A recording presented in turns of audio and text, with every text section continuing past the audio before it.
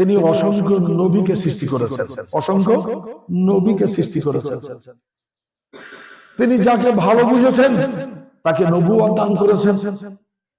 আবার সেই অসংখ্য নবীদের মধ্য থেকে তিনি বেছে নিয়েছেন চারজন নবীকে। কজন নবীকে? চারজন নবীকে বেছে নিয়েছেন। হযরত ইব্রাহিম খলিলুল্লাহ, হযরত ইব্রাহিম খলিলুল্লাহ, যাকে আল্লাহ রাব্বুল আলামিন জিম্মাদারি দিয়েছেন এখন বর্তমানে আসমানের যে কাবা বাইতুল মামুর, সেই বাইতুল মামুরের তিনি মাতোয়াল্লি। বলুন সুবহানাল্লাহ। এখনো পর্যন্ত তিনি মাতোয়াল্লি। 2 নম্বর, আল্লাহ রাব্বুল আলামিন হযরত মুসা কালিমুল্লাহকে শারাফত দান করেছেন, তাকে বৈশিষ্ট্য দান করেছেন। কি? ডাইরেক্ট সরাসরি কোহে তুর পাহাড়ের উপরে তার সঙ্গে হামকালামি হয়েছে। বলুন সুবহানাল্লাহ। কোন নবীর এরকম সরাসরি হামকালামি হয়, এটা হযরত মুসার বিশেষত্ব, যার কারণে তাকে কালিমুল্লাহ বলা হয়। তো এই হামকালামি যে শারাফত দান করেছেন, তার ওসিলায় তাকে একটা বিশেষ মর্যাদা দান করেছেন। বলুন সুবহানাল্লাহ। 3 নম্বরে হযরত ঈসা আলাইহিস সালাতু ওয়াস সালাম রূহুল্লাহ। আল্লাহ রাব্বুল আলামিন তার জন্ম বৃত্তান্ত সম্পর্কে আপনারা শুনেছেন, কি অলৌকিক। আর এখনো পর্যন্ত অলৌকিক যে কিয়ামতের পূর্বে তাকে সংরক্ষণ করে আল্লাহ পাক রেখেছেন এই উম্মতের কাছে পাঠাবার জন্য। বলুন সুবহানাল্লাহ। একটা বিশেষ মর্যাদা, সেই মর্যাদায় তাকে ভূষিত করার জন্য অন্য নবীর থেকে তিনি আলাদা। সর্বশেষ সাইয়্যিদুল মুরসালিন, খাতামুল আম্বিয়া, বিশ্ব বরেণ্য নবী, নবিকুল শিরোমণি জনাবে মুহাম্মদুর রাসূলুল্লাহ সাল্লাল্লাহু আলাইহি ওয়াসাল্লাম, যাকে আল্লাহ পাক বিশ্ব নবীর খ্যাতনামা এবং সার্টিফিকেট দান করেছেন। বলুন সুবহানাল্লাহ। আলহামদুলিল্লাহ, আলহামদুলিল্লাহিল্লাযী নাযালাল ফুরকানা আলা আবদিহি লিয়াকুনা লিল আলামিনা নাযীরা ওয়া দাঈয়ান ইলাল্লাহি বিইযনিহি ওয়া সিরাজাম মুনীরা। والصلاة والسلام على شمس الهداية واليقين وسلم تسليما كثيرا كثيرا. أما بعد، أعوذ بالله من الشيطان الرجيم. بسم الله الرحمن الرحيم. وربك يخلق ما يشاء ويختار.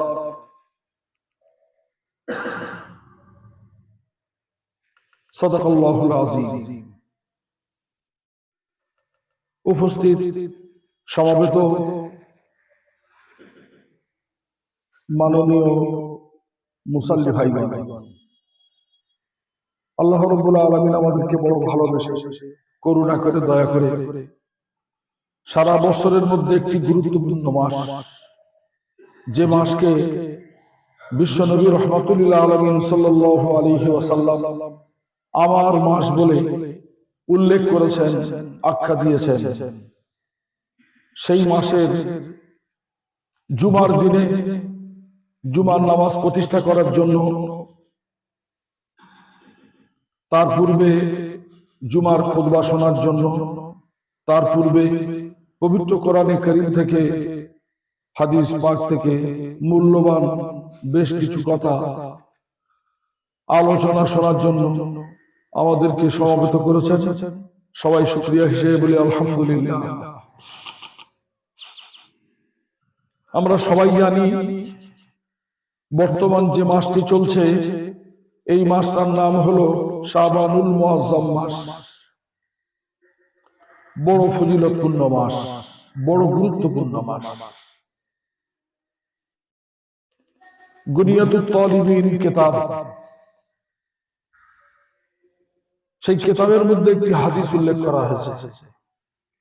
হযরত আনাস ইবনে মালিক রাদিয়াল্লাহু তাআলা আনহু বর্ণনাকারী, তিনি বলছেন যে যখন শাবান মাস শুরু হতো, বিশ্বনবী সাল্লাল্লাহু আলাইহি ওয়াসাল্লাম এবং হযরত সাহাবায়ে কেরাম রিজওয়ানুল্লাহি আলাইহিম আজমাইন তারা পবিত্র কোরআনে কারীম খুব বেশি বেশি তেলাওয়াত করতেন।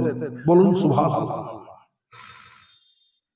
আর বিশ্বনবী রাহমাতুল্লিল আলামিন সাল্লাল্লাহু আলাইহি ওয়াসাল্লাম খুব বেশি বেশি এই মাসে রোজাও রাখতেন।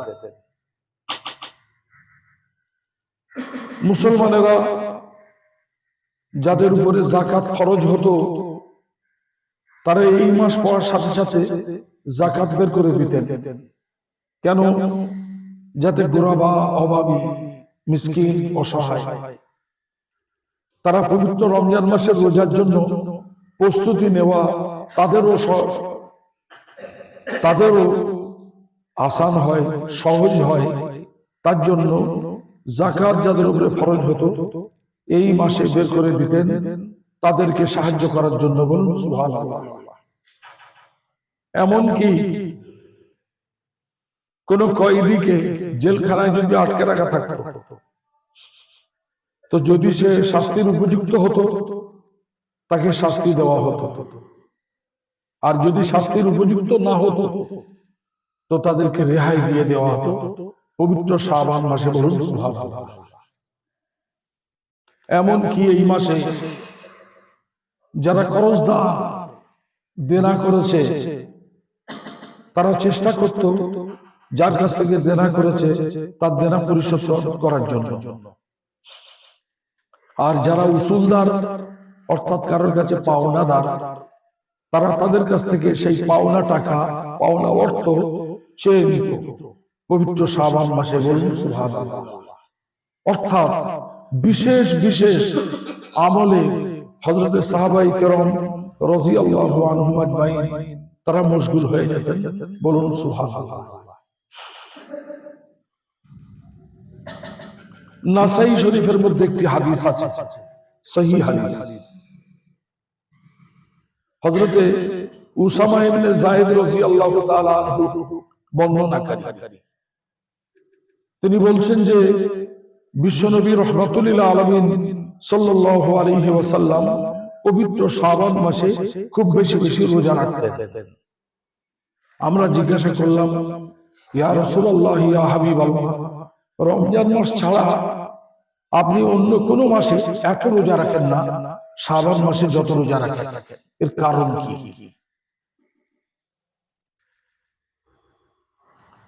রাসূল করিম সাল্লাল্লাহু আলাইহি সাল্লাম তার উত্তরে ইরশাদ করলেন, তুরফাউল আমাল ইলা রাব্বিল আলামিন। আল্লাহ রাব্বুল আলামিন এই মাসে বান্দাদের আমলগুলো আসমানে তুলে নেন সম্মানার্থে। বলুন সুবহানাল্লাহ। এবং আমি এই জন্য রোজা রাখি যে যখন আমার আমল আল্লাহ পাকের দরবারে ওঠানো হবে তো আল্লাহর ফেরেশতা গিয়ে যেন দাওয়া দেয় যে পবিত্র শাবান মাসের সম্মানার্থে বিশ্বনবী রোজা অবস্থায় আছেন। বলুন সুবহানাল্লাহ। এছাড়াও অসংখ্য হাদিস পাক আছে শাবান মাসের ফজিলত সম্পর্কে। হযরত আয়েশা রাদিয়াল্লাহু আনহা থেকে বর্ণনা আছে, সহিহ বর্ণনা, যে বিশ্বনবী রাহমাতুল্লিল আলামিন সাল্লাল্লাহু আলাইহি ওয়াসাল্লাম ইরশাদ করেছেন যে আল্লাহ রাব্বুল আলামিন আগামী বছরে যাদের মৃত্যু, যাদের মওত নির্ধারণ হয়ে আছে এই মাসে তাদের লিস্ট করে আল্লাহ পাকের তরফ থেকে ফেরেশতাদের হাওয়ালা করে দেওয়া হয়। বলুন সুবহানাল্লাহ। হযরত আয়েশা রাদিয়াল্লাহু আনহা থেকে আরো বর্ণনা আছে যে বিশ্বনবী রাহমাতুল্লিল আলামিন সাল্লাল্লাহু আলাইহি ওয়াসাল্লাম রমজান মাস বাদ দিয়ে সারা বছরের মধ্যে শাবান মাসে এত রোজা রাখতেন যে কোন মাসে তিনি এত নফল রোজা রাখতেন না। বলুন সুবহানাল্লাহ। আরো একটা বর্ণনার মধ্যে এসেছে, হযরতে আবু হুরায়রা রাদিয়াল্লাহু তাআলা আনহু বর্ণনাকারী, তিনি বলছেন যে বিশ্বনবী রাহমাতুল্লিল আলামিন সাল্লাল্লাহু আলাইহি ওয়াসাল্লাম শাবান মাসে রোজা রাখার জন্য উৎসাহিত করেছেন। বলুন সুবহানাল্লাহ। তবে এই রোজাটা 28 তারিখ এবং 29 তারিখের আগে শেষ করতে হবে। অর্থাৎ কেউ যেন এই মাসে রোজা করতে করতে 28 বা 29 তারিখে রোজা না করে, মাঝখানে এই দুটো দিন যেন ছাড় দেয়, পবিত্র রমজান মাসের সঙ্গে যাতে এক না হয়, মাঝখান থেকে যেন পার্থক্য হয়ে যায়, ইমতিয়াজ ফারাক হয়ে যায়, যেটা শাবান মাস ওটা পবিত্র রমজান মাস। তো সেই কারণে কোন ব্যক্তি যদি শাবান মাসে নফল রোজা রাখতে চায় তো এই বিশ্ব নবীর সুন্নতের মধ্যে, তবে এই রোজা রাখতে রাখতে রাখতে রাখতে 28 তারিখের আগে পর্যন্ত অর্থাৎ 27 তারিখ পর্যন্ত এই রোজা রাখা চলবে এবং আফজল। 28 এবং 29 তারিখে মাকরুহ, রোজা রাখা চলবে না।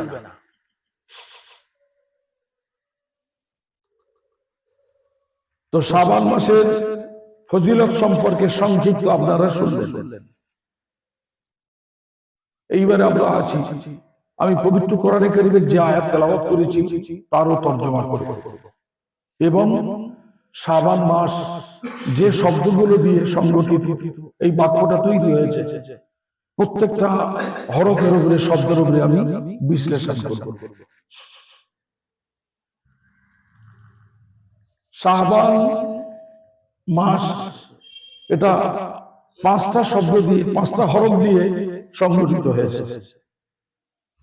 সর্বপ্রথম শিন, শিন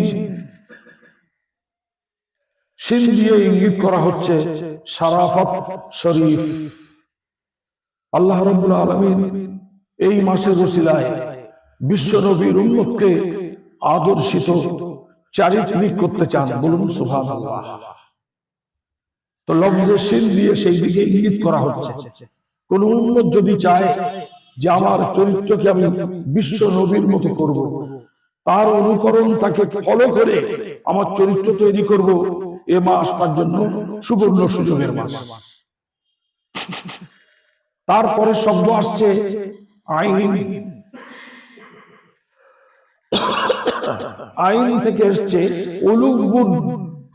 উলুগ গুণ মানে বুলন্দি মর্তবা, উচ্চ সম্মান।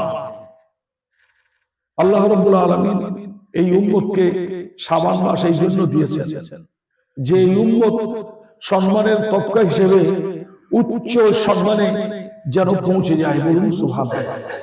আল্লাহ রাব্বুল আলামিন সেই সম্মান অর্জন করার জন্য মাহে শাবানুল মুআজ্জমকে এই উম্মতের জন্য হাদিয়া করেছেন। এটা তার জন্য সুবর্ণ সুযোগের মাস, বলুন সুবহানাল্লাহ। তারপরে শব্দ আসছে বা, বা থেকে এসছে বিররুন। বিররুন মানে নেকি। আল্লাহ রাব্বুল আলামিন শাবান মাসকে এই উম্মতকে এই কারণে দান করেছেন যে এটা নেকি অর্জন করার অত্যন্ত অত্যন্ত প্রশস্ত মাস। যে বান্দা চাইবে নেকি অর্জন করতে পারবে। যত রকমের নেকি অর্জন করা যায় তার জন্য এই মাস হচ্ছে সুবর্ণ সুযোগের মাস। তার কারণ এই শাবান যে 5টা হরফ দিয়ে সংগঠিত হয়েছে, যাতে সংগঠিত হয়েছে সেই শব্দটা হচ্ছে শাবান। আর শাবান শব্দের অর্থ হচ্ছে ছড়িয়ে দেওয়া, ছড়িয়ে দেওয়া, টুকরো টুকরো করে দেওয়া, ছড়িয়ে দেওয়া। একে বলা হয় শাব থেকে এসেছে শাবান। তো আল্লাহ রাব্বুল আলামিন বান্দাদের উপরে এই মাসে তার করুণাকে সারা জগতের বুকে ছড়িয়ে দেন, বলুন সুবহানাল্লাহ। যে বান্দা নেকি অর্জন করবে সেই ছড়ানো যে করুণা, দয়া, রহম বা রহমত তার সে অংশীদারি হবে, বলুন সুবহানাল্লাহ। তো বা থেকে এসছে দিন। তারপরের শব্দ হচ্ছে আলিফ। আলিফ থেকে এসছে উলফত, ভালোবাসা, মহব্বত। কোন বান্দা যদি চায় যে আমি বিশ্বনবী সাল্লাল্লাহু আলাইহি সাল্লামের আদর্শকে ফলো করে ভাইচারী একে অপরের সঙ্গে মহব্বত করব, ভালোবাসবো আল্লাহর জন্য। তো পবিত্র শাবান মাস হলো তার জন্য সুবর্ণ সুযোগের মাস। তারপরের শব্দ আসছে নুন।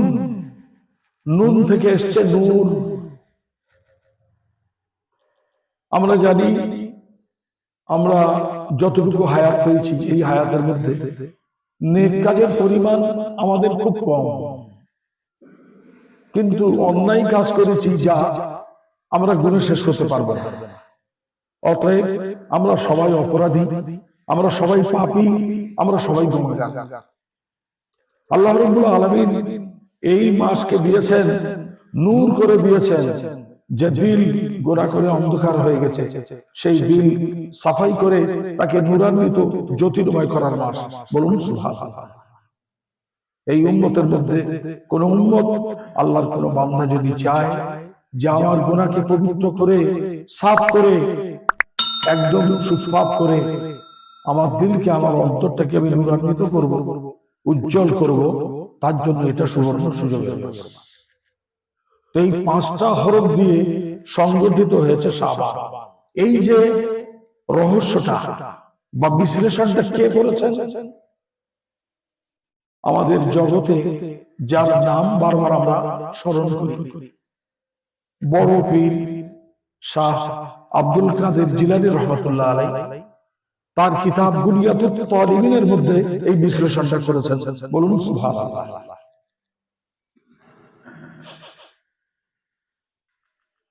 আল্লাহ রাব্বুল আলামিন এই মাসের মধ্যে একটি রজনী রেখেছেন, আমরা যাকে শবে বরাত বলি।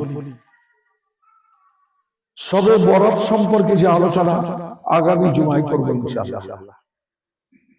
সেই যে রজনীটা, সেই যে রাতটা অত্যন্ত গুরুত্বপূর্ণ রাত। সেটা আমি কোরআনে পাকের আয়াত দ্বারা, সহিহ হাদিস পাক দ্বারা যেটা যতটুকু এসছে বাড়াবাড়ি না করে, শবে বরাতের ফজিলত কি, সেই রাতের গুরুত্ব কি, সে সম্পর্কে কি আমল করা উচিত, আগামী জুমায় আলোচনা করব ইনশাআল্লাহ। এখন আমি শাবান মাস সম্পর্কে, পুরো মাসটাই সম্পর্কে আলোচনা করছি, এবং যে বর্ণনাগুলো আমি বলেছি শুধু শবে বরাতের বিষয় নয়, এটা পরিপূর্ণ শাবান মাসের বিষয়। পবিত্র কোরআনে কারীমে আল্লাহ রাব্বুল আলামিন ইরশাদ করেছেন, ওয়া রাব্বুকা ইয়াখলুকু মা ইয়াশাউ ওয়া ইয়াখতার।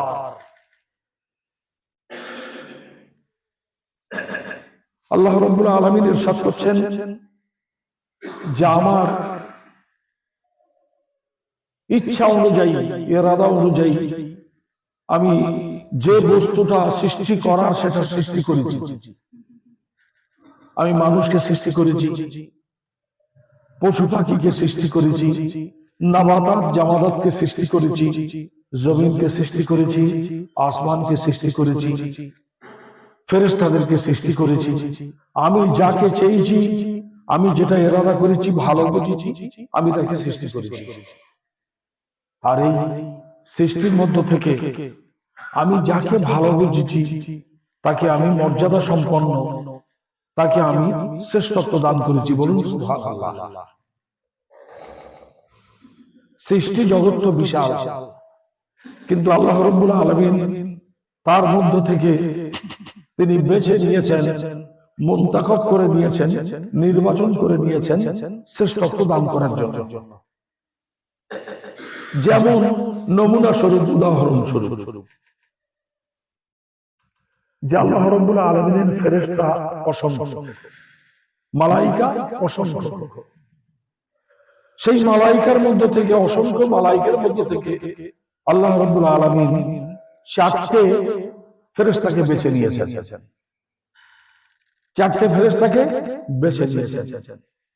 যে 4টে ফেরেশতা সমস্ত মালাইকা, সমস্ত ফেরেশতার উপরে আল্লাহ পাক তাদেরকে সম্মান দান করেছেন। বলুন সুবহানাল্লাহ। তো ভালো করে বুঝবেন, আল্লাহ রাব্বুল আলামিন ফেরেশতা সৃষ্টি করতে চেয়েছেন, সৃষ্টিও করে দিয়েছেন অসংখ্য। আবার তাদের মধ্য থেকে যাকে ভালো বুঝেছেন তিনি শ্রেষ্ঠত্ব দান করেছেন, মর্যাদা দান করেছেন, বলুন সুবহানাল্লাহ। চারজন ফেরেশতাকে হযরত জিবরিল আলাইহিস সালাতু ওয়াস সালাম, হযরত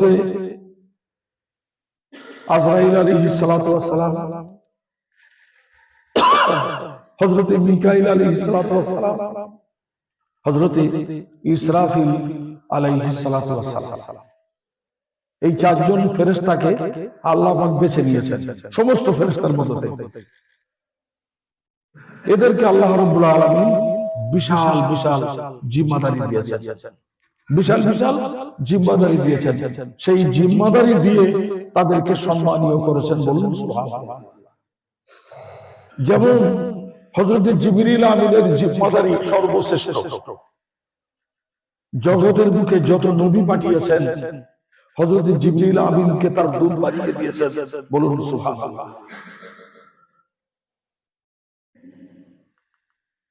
হযরত আজরাইল আলাইহিস সালাতু ওয়াস সালামকে মালাকুল মউত বানিয়ে দিয়েছেন, বলুন সুবহানাল্লাহ।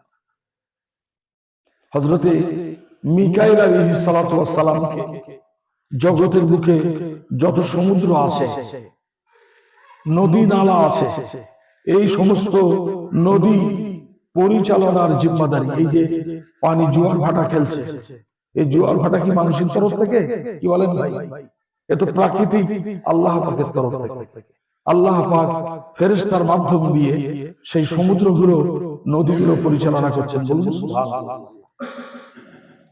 হযরত ইসরাফিল আলাইহিস সালামকে আল্লাহ পাক দায়িত্ব দিয়েছেন কিয়ামতের পূর্বে সুর ফুঁকার জন্য।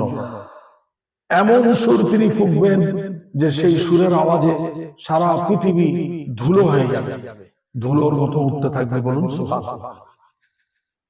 তো এই চারজন ফেরেশতা অসংখ্য ফেরেশতার মধ্য থেকে আল্লাহ পাক বেছে নিয়েছেন, আর এই চারজনকে বিশাল বিশাল গুরুত্বপূর্ণ জিম্মাদারি দিয়ে, দায়িত্ব দিয়ে তাদেরকে সম্মানিত করেছেন।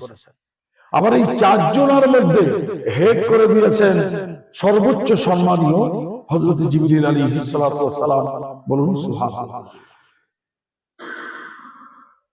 এই কোরআনের আয়াতের তাফসীরের কথা বলছি আমি।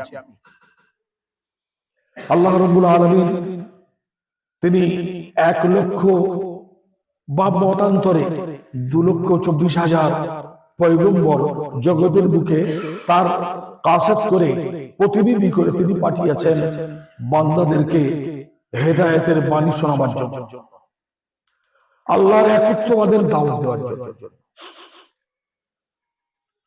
অতএব তিনি অসংখ্য নবীকে সৃষ্টি করেছেন, অসংখ্য নবীকে সৃষ্টি করেছেন।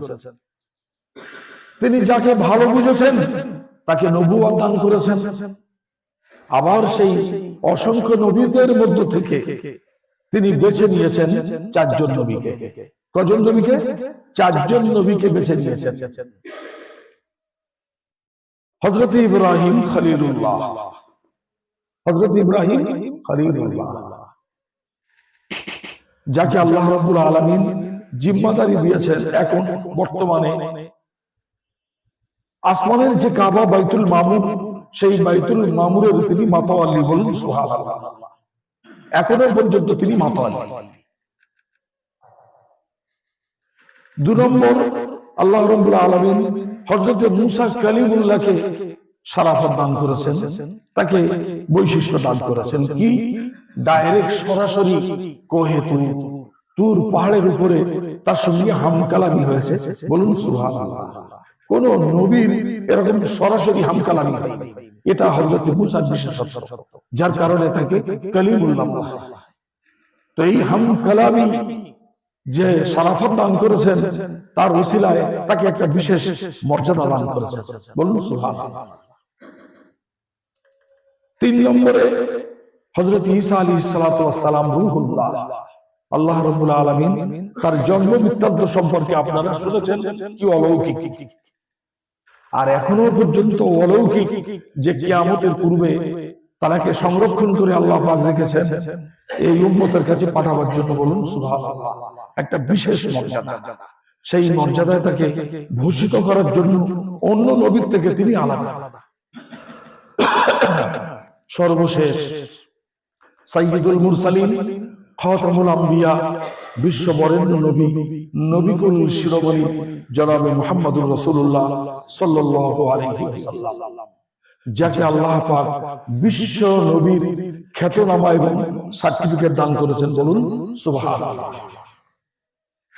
তো তামাম নবীর মধ্যে থেকে চারজনকে বেছে নিয়েছেন, প্রত্যেকের এক একটা জিম্মাদারি দিয়ে সম্মানিত করেছেন, ভূষিত করেছেন। আবার সেই চারজনের মধ্যে থেকে তিনি বেছে নিয়েছেন বিশ্ব নবীকে, ওই চারজনের উপরে, সারা বিশ্বের উপরে তার মর্যাদা, বলুন সুবহানাল্লাহ। 3 নম্বর, আল্লাহ রাব্বুল আলামিন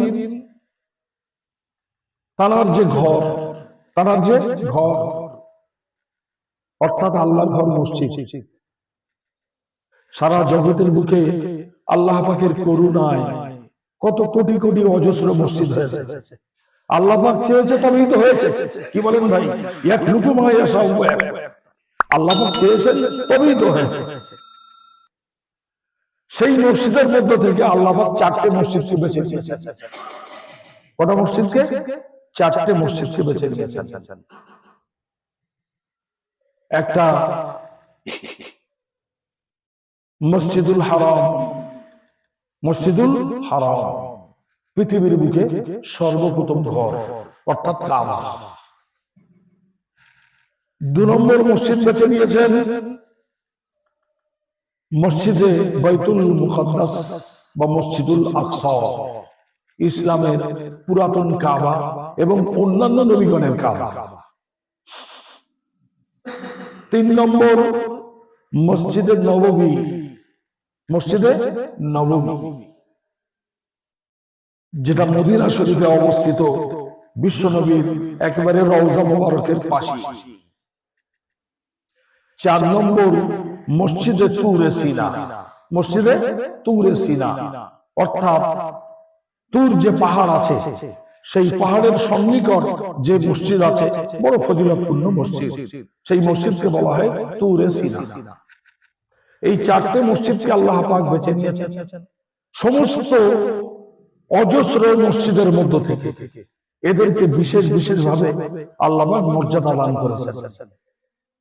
আবার এই 4টের মধ্য থেকে সবচেয়ে শ্রেষ্ঠ মর্যাদা দান করেছেন ইন্না আউওয়ালা বাইতিন উযিয়া লিন-নাস লাল্লাযী বিবাক্কাতা মুবারাকা। আল্লাহ রাব্বুল আলামিন মক্কার বুকে যে মসজিদুল হারাম এবং কাবা, এই 4টে মসজিদের মধ্য থেকে সর্বোচ্চ শ্রেষ্ঠত্ব দান করেছেন, বলুন সুবহানাল্লাহ।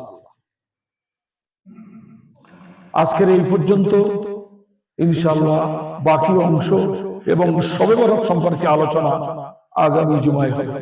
আল্লাহ রাব্বুল আলামিন আপনাদেরকে, আমাকে, সবাইকে যতটুকু শুনিয়েছেন তার উপরে আমল করার তৌফিক দান করুন।